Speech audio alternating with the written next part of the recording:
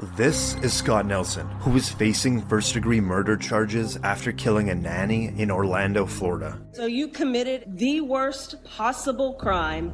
Nelson was recently released from a 25-year prison sentence for a bank robbery. After he was let go from his painting job, he decided to plan another robbery. Nelson broke into a house with a knife where a nanny was working as a caregiver. He kidnapped her, threw her in the trunk, and drove to a local ATM so he could withdraw cash. Nelson then drove to a remote location and stabbed her to death before ditching her body and the car, where he was later arrested. On trial, Nelson argued that the government was to blame. You bought zip ties. Yes, I did. You bought duct tape. That'd be correct. You bought a knife. I sure did. I bought that material because I had a plan in mind of how I was going to survive being thrown on the street again for what? The third? Or was it the fourth time by the government? And you know, you kick a dog enough times, they tend to bite back. And really, they just don't care anymore. Nelson continues testifying, showing no emotion, and finally admits to the murder. Somebody was going to pay for how you've been treated. That is very accurate. Who killed Jennifer Fulford? I did. He took the stand during the penalty phase, and this is what he had to say. How has your mental health been affected by your previous incarceration? I am a homicidal maniac. In the end, Nelson was found guilty of first-degree murder and was sentenced to life in prison. This is John Bunn. He spent 27 years wrongfully convicted of murder. I'm an innocent man, Your Honor, and I have always been an innocent man. While living in Brooklyn, New York, Bunn was only 14 years old when he was arrested by NYPD detective Louis Scarcella. Bunn later spent 16 years behind bars and then 11 years out on parole, where he still fought to prove his innocence. Then finally, his conviction was overturned based on the wrongdoing of Detective Scarcella and the fact that there wasn't even probable cause to arrest Bunn in the first place. I want y'all to know that y'all convicted and had a wrong man in prison. And after 27 years of fighting to clear his name, he is finally exonerated. I want to say thank you, Your Honor, because in 27 years, I've been fighting for my life. But before he leaves the courtroom, he has a moment with the judge. Bunn later filed a lawsuit against the city of New York and Detective Scarcella. This is Alan McCarty, who was arrested and charged after making death threats to a judge. In a child custody case, a judge ruled against McCarty and took away his children. His erratic behavior towards the judge continued into his court appearances. My daddy owns the building and I look like a idiot, huh? Brought your dress today, you little prick. You wanna take my kids from me and act like that? You in that? Shut the up. I'm trying to think over here. After McCarty was found guilty for the original threats made to a judge, we now move on to the sentencing. What a bunch of guys, you stupid piece of then also. You threatened my life, in the you back room. Suck my No, I'm not standing. Not resisting. I'm not resisting. I'm just not standing up. I'm not standing. I don't have to stand. McCarty is moved to another room to watch the court through a one-way glass, and he continues on making a disturbance. McCarty was sentenced to 20 years in prison. The judge also issued an additional 10-day sentence due to his actions in the courtroom. This is Markeith Lloyd, who is convicted of murdering a police officer in Orlando, Florida. I'm facing a lecture for somebody else I have absolutely don't know nothing about. And they frame me. Lloyd was already on the run from the police after he killed his former girlfriend, who was pregnant with his child. A month later, Lloyd is spotted in a Walmart. You can see him walking in. Moments later, Orlando Police Lieutenant Deborah Clayton pulls in. You can see her grab a cart and walk in. Reportedly, they cross paths every few minutes. Outside the store, Lieutenant Clayton was notified and she tried to stop and arrest Lloyd when a shootout begun. Lieutenant Clayton was killed during the interaction, being shot shot 4 times. Following the murder, Lloyd took off again, which led to a 9-day manhunt, where he was later found. During the arrest, he tried to escape, where he lost his left eye in the altercation. Here in court, Lloyd took the stand. Reportedly, he believed everyone was out to kill him. And I was just reacting, Mary. I was just reacting. Even when they opened the door, I just reacted. I fired 2 shots, I just reacted. The jury then found him guilty. It really hurts deep down inside. This is Lieutenant Clayton's sister giving a victim impact statement. She stood in the place as my mother when I didn't have one. I truly miss my sister. I truly miss her. And this is the moment that Lloyd hears that the jury unanimously recommends the death sentence. We, the jury, unanimously find that the defendant, Markeith Lloyd, should be sentenced to death. Lloyd seems to mouth something out to the public. A few moments later, Lloyd has an outburst. You've been trying to kill me. People try to frame me for murder. All right, why don't we remove Mr. Lloyd from the courtroom? The judge later agreed with the jury and sent Lloyd to death, where he now sits behind bars waiting for his death sentence. This is Darrell Brooks, who is convicted of killing 6 people and injuring dozens of others after he drove his SUV into a Christmas parade in Waukesha, Wisconsin. Reportedly, during his reckless driving, he reached speeds of over 30 miles per hour, and the prosecution argued that his driving rampage was intentional. He plowed through 68 different people. He kept going until he got to the end, and there was no more bodies to hit. It was intentional. After Brooks was arrested and charged, Brooks decided to represent himself in court. If you are allowed to represent yourself in this case, sir, you will not have attorneys assisting you. They are gone from this case. Do you understand that? I think I will probably be better served representing myself. Throughout the trial, Brooks was removed multiple times for constant interruptions and outbursts. It was here that his real personality was shown when he starts to laugh during a witness testimony. He told Erica that he was gonna find her and he was gonna kill her. Now, back in the courtroom, Brooks has an outburst as he didn't like how the district attorney pronounced the word defendant. I would like to provide the defendant and the court. So that had to be said. The defendant. I got one ear that work and I heard that. This is to benefit you, so No, it's you not. understand Ain't none of your this to benefit me. witness. And now, Brooks is clearly frustrated. He decides to have a stare down with the judge. I need to take a break. This man right now is having a stare down with me. It's very disrespectful. He pounded his fist. Frankly, it makes me scared. The jury quickly found Brooks guilty of all 76 charges against him, and he was given 6 life sentences, plus more than 700 additional years in prison. This is Jaleel Smith Riley in a Cincinnati, Ohio courtroom, who police say confessed to a robbery killing a 20-year-old woman and seriously wounding her boyfriend. Portia Brooks was in her car with her boyfriend Aaron Martin when Smith Riley came up to her car with 2 others looking to rob them. When Smith Riley found out Martin didn't have any cash, he was shot in the head, leaving him with permanent brain damage. Smith Riley then shot at Brooks, which killed her 3 days later. Sorry. Go back up with you. I just want to come up with it. This is somebody that feels genuine remorse. This is somebody that thinks about this every day, and he knows that he can't go back in time and undo what he did. Now, Portia Brooks' mother delivers a victim impact statement. But he killed me mentally, emotionally. He killed my identity as a mother of 3, as a family of 4. This is now Brooks' sister speaking. I have to deal with life without Portia, so he should deal with life without parole. This is moments right before Jaleel Smith Riley gets the news that he will never be allowed to return home again. Defendant serve a term of life without parole. As to count 4 for the offense of attempted murder.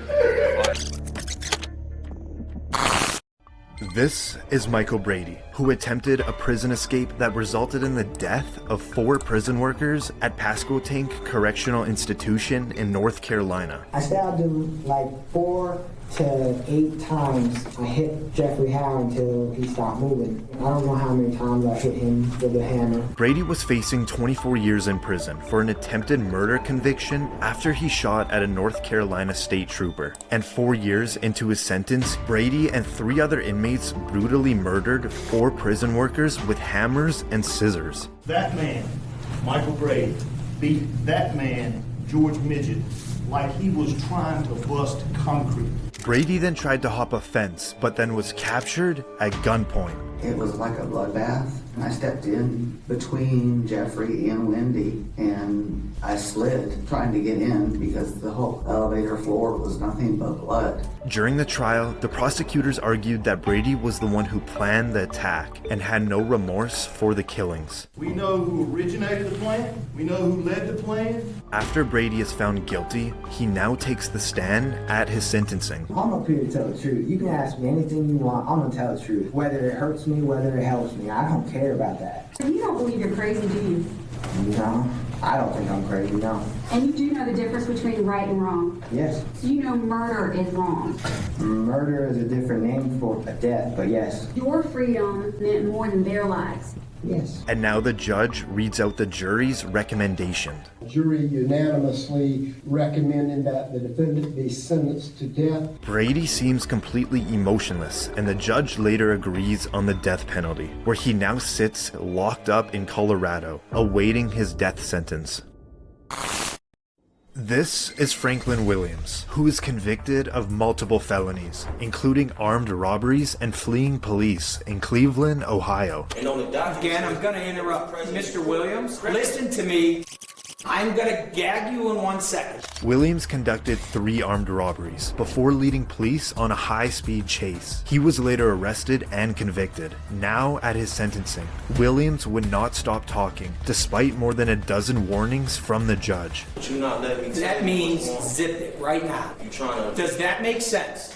No, it doesn't. That's a violation of the HIPAA law, Judge. Here we go. This resulted in the judge ordering Williams' mouth to be taped shut. If you spit on, attempt to bite, or injure any of my deputies, you're going to have a bad day.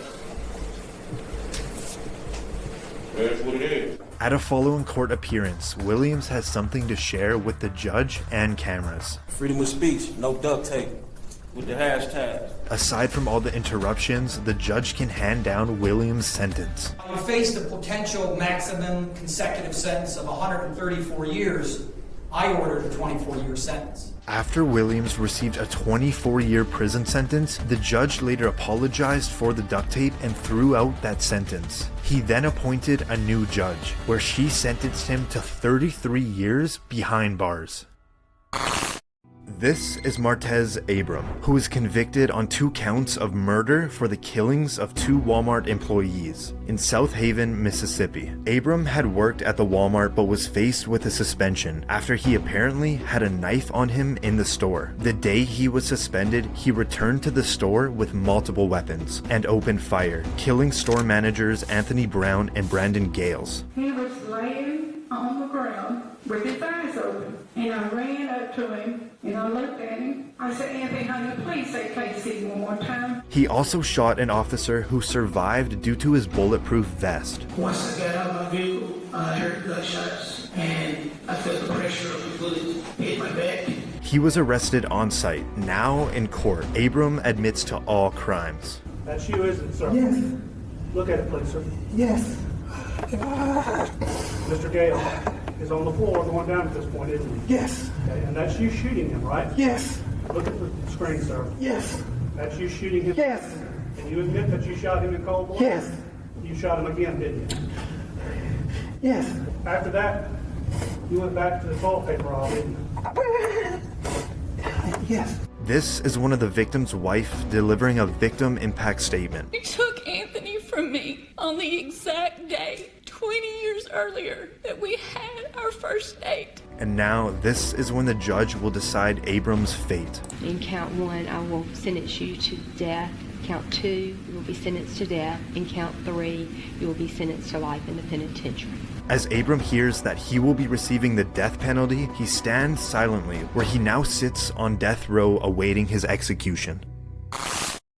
This is Erica Butts and Shanita Cunningham. They were both charged with homicide by child abuse in Somerville, South Carolina. Butts, who was best friends with the child's mother, was supposed to be caring for the toddler for 2 weeks. The child was only 3 years old. She died from her injuries, reflecting weeks of torture, a time frame that matched the time she had spent with Butts and her lover at the time, Cunningham. What must have been the excruciating sounds that came from that child is more than disconcerting to this court. After both women were found guilty, the judge now hands down their sentence. The court finds it appropriate that each be sentenced to the State Department of Corrections for a period of life. They were just sentenced to life in prison.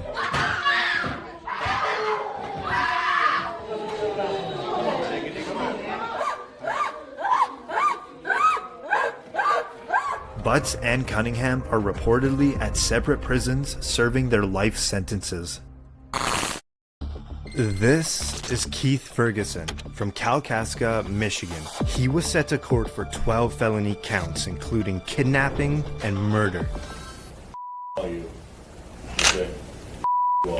Ferguson, who was 40 at the time, was engaged in a divorce argument with his wife, Tiffany Ferguson, when he began to suddenly beat her, followed by fatally shooting her in front of their 4 children. He then hauled the children over to Tiffany's parents' house, where he fatally shot his father-in-law. After fleeing the scene, Ferguson stormed a nearby house, taking the owner hostage, and barricaded himself inside the home. After a 7-hour standoff, Ferguson was arrested. The defendant has already murdered multiple people, and fled, and has taken hostages. During Ferguson's court appearance, his attitude and remorse towards the situation baffled everyone. All right, Mr. Ferguson, can I get you to stand up there at the podium, please?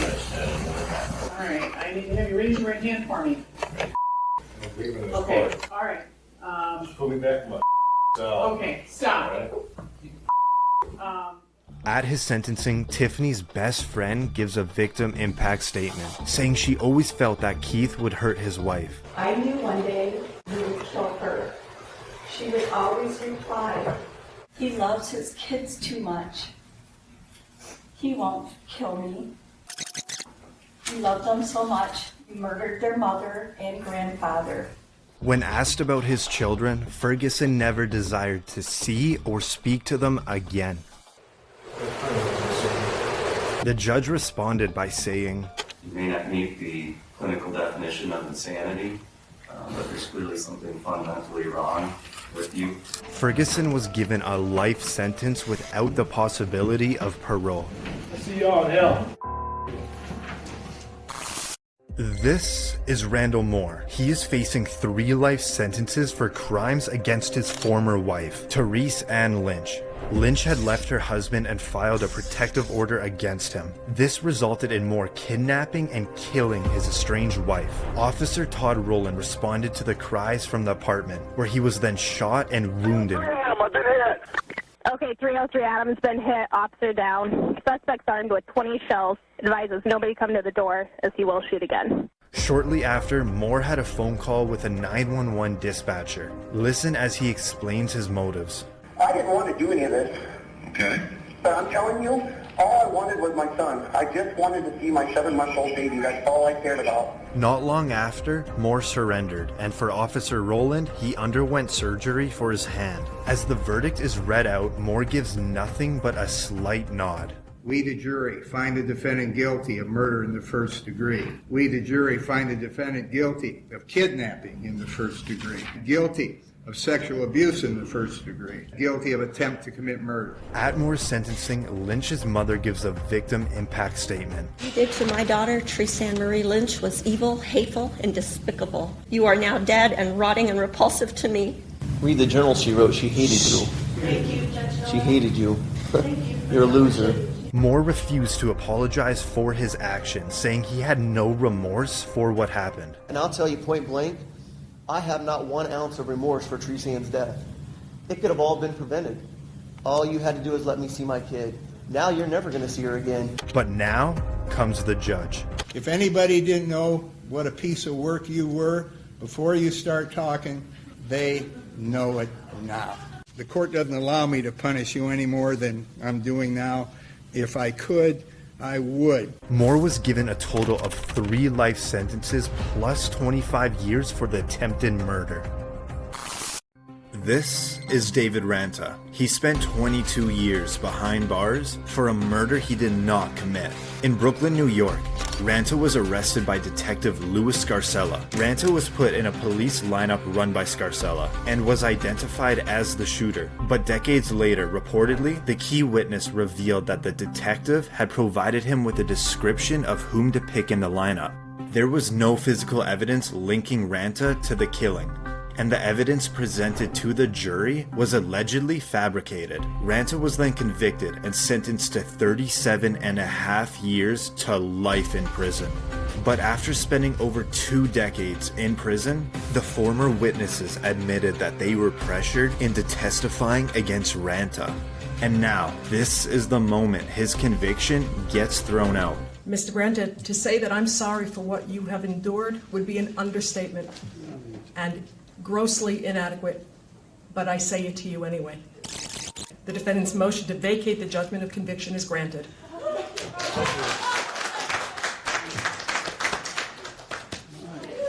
After his handcuffs were removed, he hugged his family. With all he owned thrown over his back, he walks out a free man. After his release, he reportedly received $2 million from the state and a $6.4 million settlement from the city of New York.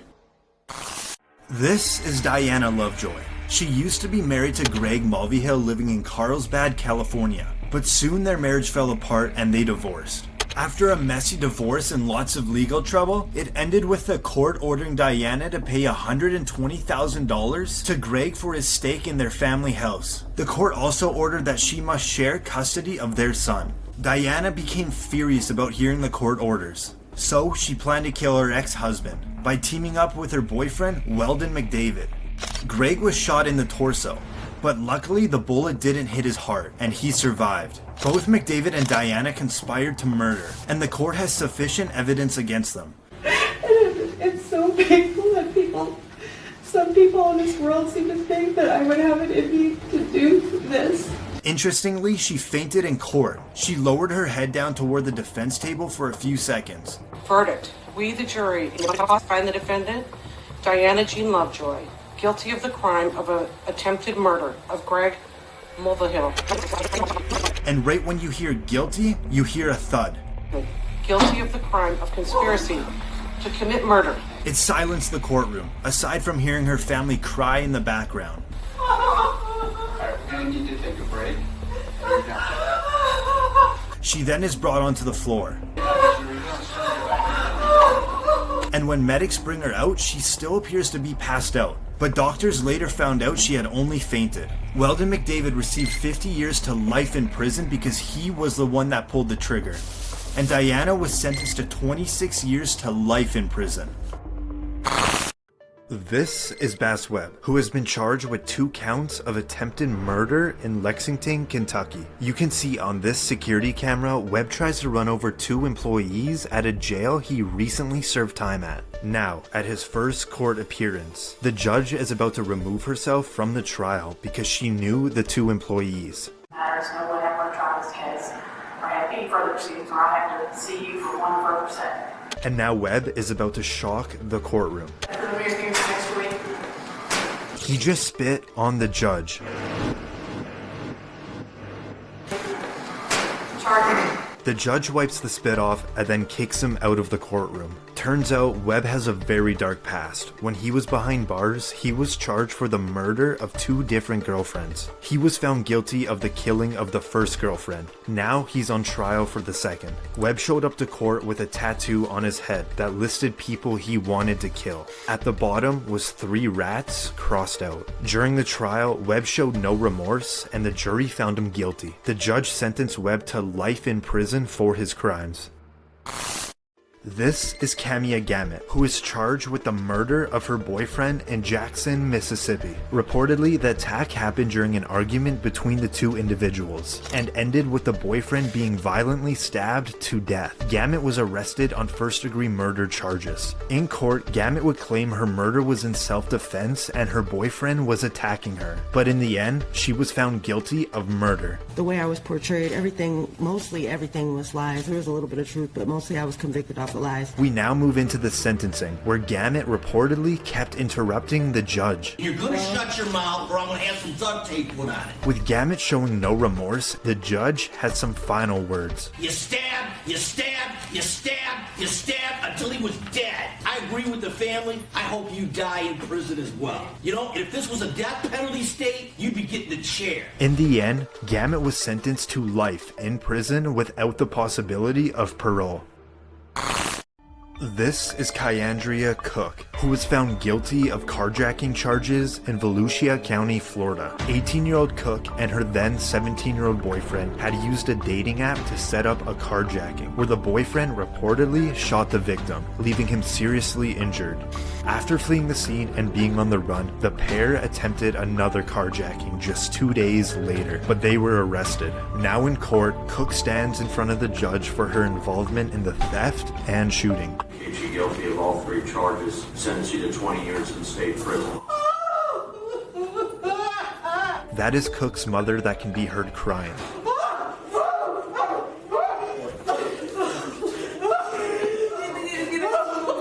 Reportedly, the reason for this very emotional outburst is there was a miscommunication with the assistant public defender, where Cook and her mother thought she wouldn't face any prison time.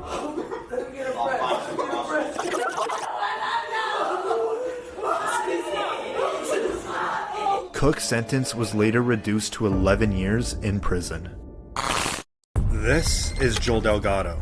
He's currently being brought to the Pulaski County Courthouse in Little Rock, Arkansas. He's brought into court to face multiple charges, including residential burglary and theft of services. Reportedly, during his arrest, he claimed he was injured, so he was brought to a hospital. Now, the sheriff deputy is currently escorting Delgado into the courthouse to face his charges. But steps before they enter the door, Delgado loses his shoe, which just might be a distraction for his getaway plan.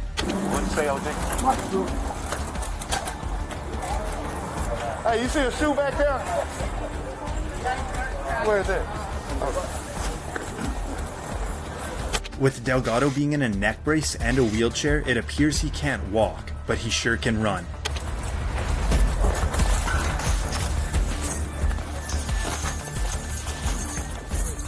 Delgado then bolts across the street and down an alley. I'm gonna catch you, baby. I'm gonna shoot your. The deputy seems to lose him and searches through the streets looking for the suspect. Hey, can you call the police for me? Call the police for me. Call the police. What way it go? We're straight through the alley and cut that way. What you need? Your phone. My damn radio came up. And I tried to get him. Hello? The wheelchair dude got up and ran. Yeah. I couldn't catch his. The wheelchair dude. I couldn't catch him. After no luck, the deputy makes it back to the front of the courthouse. The wheelchair dude ran. He had a neck brace on and all that. Did you really? Yeah. Didn't need that wheelchair very much, did he? Hell no. The deputy then meets up with his colleagues and breaks the news. Dude ran, man. Dude ran? Yeah. What? He took it off? Yeah, I couldn't catch that dude. He jumped the rail. It's on my camera, bro. Oh, what's that, man? He jumped the rail, kicked his shoe that came off. I been down to get his shoe. He just ran. Took off on you, man. Yeah. Should have had cuffed him to the wheelchair. However, the suspect's freedom was short-lived, as he was caught a few hours later, where he claimed he was injured and couldn't walk again. And now he faces an additional charge of third-degree escape. Reportedly, Delgado has pleaded not guilty to all charges against him. This is Ronnie O'Neill. He is a double murder suspect in Riverview, Florida. If you think I'm here to play around with y'all, God damn it, I'm not. O'Neill was 29 when he fatally shot his then-girlfriend Kenyatta Barron. Following this, he murdered their own daughter by striking her multiple times with a hatchet. She was only 9 years old. O'Neill also stabbed their 8-year-old son before pouring gasoline all over the house and setting it on fire. O'Neill was arrested upon fleeing the burning house. The son was able to escape but was critically wounded and suffered from burns. The first 911 call on the incident was from the girlfriend who was heard screaming before suddenly hanging up. 8 minutes later, another call came in from O'Neill. 911, what is your emergency? Hey, I just been attacked by some white demons inside Kiki. Kiki, her name is Kiki, and she tried to kill me. What's she at? Huh? After the arrest, O'Neill was psychologically cleared to represent himself in court. During the trial, he cross-examined his now 11-year-old son, who he stabbed, to which the son explained everything that happened. It's good to see you, man. Good to see you too. Did I hurt you that night of this incident? Yes, I did. And how did I hurt you? you stabbed me. O'Neill also accused the prosecution of fabricating evidence. Because he's playing a fraudulent damn recording of me beating Kenyatta Barron. I did kill Kenyatta Barron. After O'Neill was found guilty at his sentencing, the judge went on to say this was the worst case she's ever seen. This is the worst case ever in my life, and I have seen some horrors. He also stated that he was not sorry for what he did. I am not sorry for something I didn't do, and I am not sorry for the things I did do. O'Neill was given a total of 3 life sentences plus 90 years without parole. And for O'Neill's son, he was adopted by the detective who cared for him the night of the murders. This is Esteban Carpio. The police were questioning him for the stabbing of an 85-year-old woman in Rhode Island. In the interview room was Carpio and 2 detectives. One of the detectives left the room to get water for Carpio, leaving just him and Detective Sergeant James Allen in the room. Carpio grabbed Allen's gun and then shot him twice, killing him. He then jumped out of a window which was 3 stories high and made a run for it, but was apprehended just 45 minutes later. At his arraignment, Carpio came in wearing a mask designed to stop the offender from spitting and biting at others. With also his face being in rough shape, it stunned the courtroom. It wasn't so much Carpio with the shocking reaction, more so his family members, making accusations of police brutality.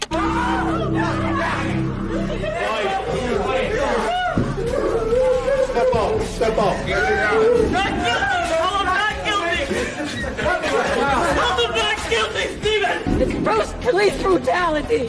He was mentally ill, and he needed help, and we couldn't get it. We tried and tried, and he didn't deserve this. An FBI investigation concluded that the police did not use excessive force and that Carpio's injuries were sustained due to his jump from the 3rd floor of a building and struggle with law enforcement. Every day I face the facts of what I did and what happened.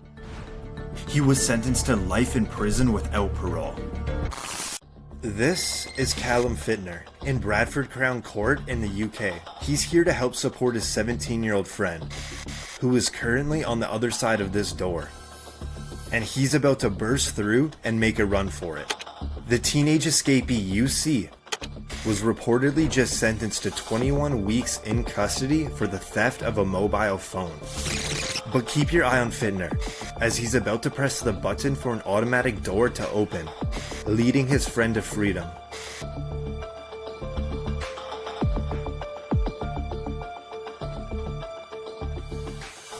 First goes the teenager, then 1, 2, 3, 4 security officers chasing the suspect, and it appears Fittner takes a different route out of the building. The teenage phone bandit makes it out of the courthouse and is gone, and it appears the security officers lost him. And for Fittner, he walks out casually, hopping down the steps like nothing ever happened. The teenager was on the run for 2 days when he was arrested and sentenced to an extra 6 months in jail for the escape. Fittner pleaded guilty to aiding and abetting his friend's escape and was jailed for 3 months. This is Jessica Groves, who along with her husband, Daniel Groves, are both charged with the murder of their own 2-month-old child in Portsmouth, Ohio. Tell the jury how you killed this baby. It was an accident.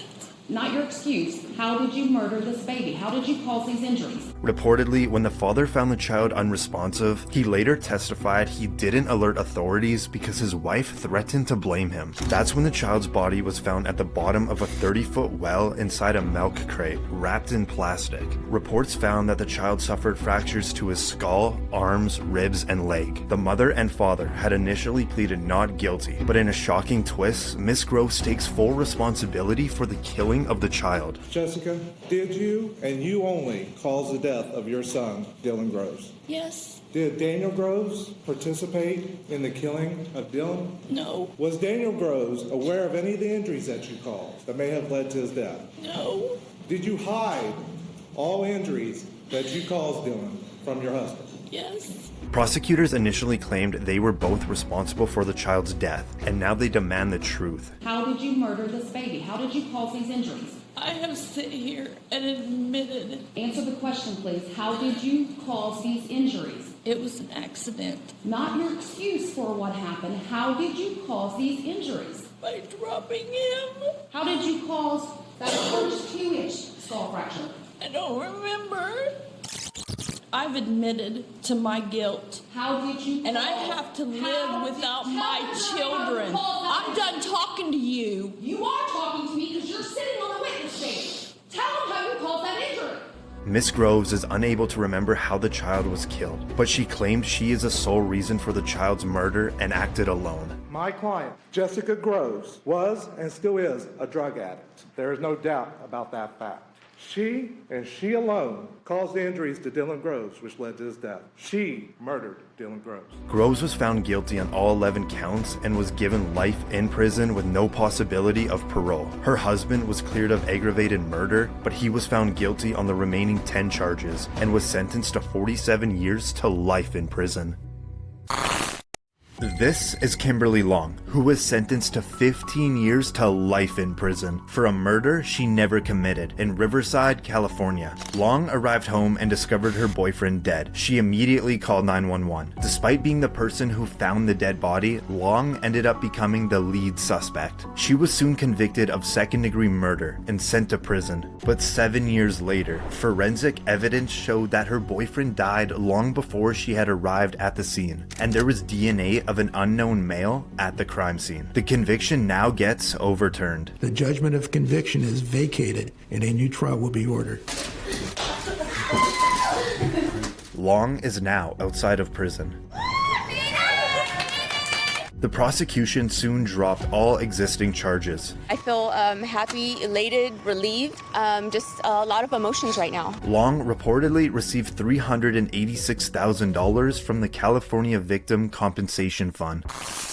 This is Anthony Kirkland, who is a convicted serial killer in Cincinnati, Ohio. They say I am evil and a monster. They're right. Even my mom hated me, but I don't blame her. Kirkland had previously served a 16-year prison sentence for the killing of his ex-girlfriend. A few years after his release, Kirkland begun his killing spree. Over a 3-year period, he killed 4 women, 2 of them being teenagers. Kirkland was arrested after his 4th murder, as he was caught with one of the victim's watch and iPod, which made him a lead suspect. Eventually, police were able to pin all the murders to Kirkland. Now in court, as the charges are being read out, Kirkland is facing the death penalty, and next, he appears to faint. Count 4, aggravated murder.